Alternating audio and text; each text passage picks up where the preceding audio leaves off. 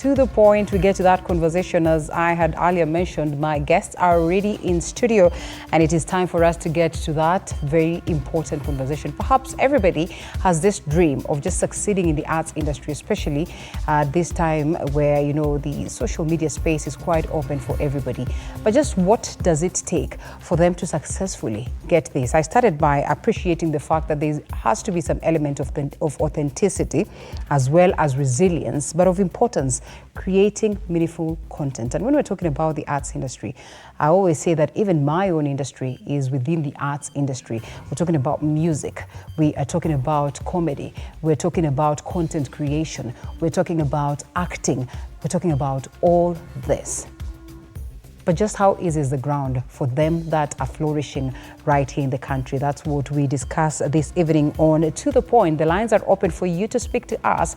As always, the hashtag is To The Point. 22047 is the SMS short code.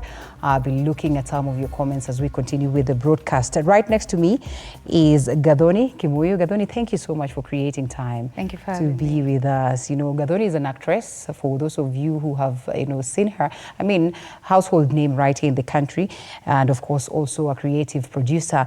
And we have one gentleman who's seated at the center, who is called Kendrick, I don't know, called David, called Mlamwa, called I don't know. Shemeji. We have just told him to declare Msimamo, and then he says we send M-Pesa to his phone. To confirm. To confirm what his name is. Is it always that the M-Pesa name is your name? Yeah. Is it always? Yeah. There's no way, because I'll be kwa ID, Yeah, that's the SI unit. Is it so? Yeah. There's no way unaweza register kitu ingine. Hakuna. All right, because sometimes you were sent for money, alafu unasikia mtu amecancel haraka haraka. Ai, nasoma Jennifer.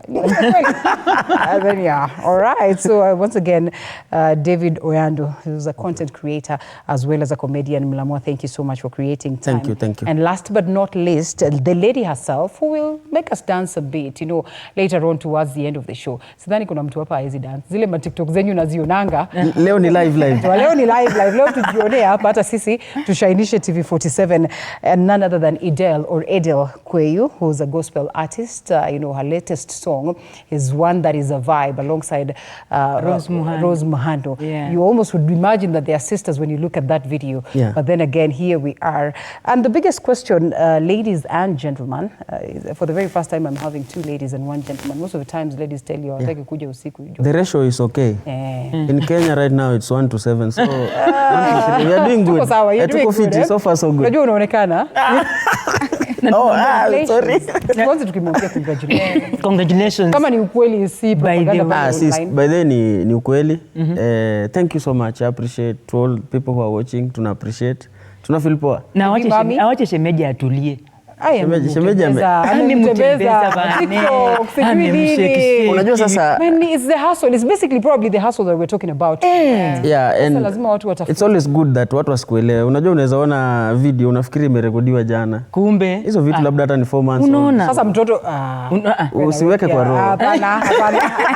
I beg to differ. But basically, Gathoni, we might actually want to say that there is that need and desire to rest. But equally, the desire to be successful, to be consistent in the industry, to make money is perhaps more than that need for rest. So we might actually tell Mlamwa ache mama atulie. But in real sense, ukitulia kidogo kwa hii industry unaweza rudi tu vizuri. Unawachwa. It depends. It depends. All right. Because I would like to use the example of Nyashinsky, for example, who left the country for a long time and he came back, and look at him now. Lakini ni Nyashinsky bana. Lakini unajenga, it's the foundation you lay as an artist. The foundation you lay as an artist really determines how you continue to live, even when you can no longer be a comedian or when you can no longer be online every day. Right. Yeah. So it's all about the foundation. How long would it take for one to work on this foundation, or is it a question of sheer luck? I mean, luck plays a big part, but sometimes also the resilience and consistency and what your dream is more than just chasing clout, because clout is very fickle. Right. Like, you can't chase it for long. It's exhausting. So I think the most important thing is to understand who you are and what you're looking for as a content creator, as an artist. Who are you creating for? Are you creating for yourself first? are you creating for an audience only, it's very, very important to just lay that foundation for yourself, because if you look at a lot of content creators, people will go through grief, but they don't even give themselves some time to just chill and overcome whatever it is that you're going through, because likes and followers and all of these things are the only things that we care about. So I think it's very important to just lay a foundation before you just before you blow, so that by the time you blow and you decide that, yes, you can easily rest and come back. Yes. Is it all we care about, Edel, or it is basically all what is required of us? That today, ukikosa kuimba wimbo siku mbili tatu, what happens to the people who follow you, to your fans, in as much as it's all about God and bringing people to the kingdom? In the Kenyan industry right now, you shut up, people move on. Every day kuna mtu kanakuja, you know. So you keep quiet, another person will just come and do something else. It's just like TikTok.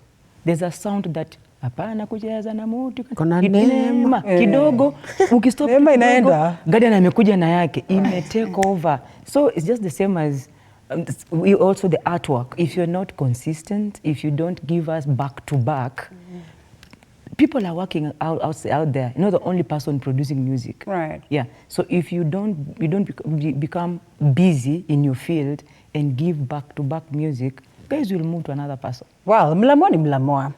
And we thank God for good health.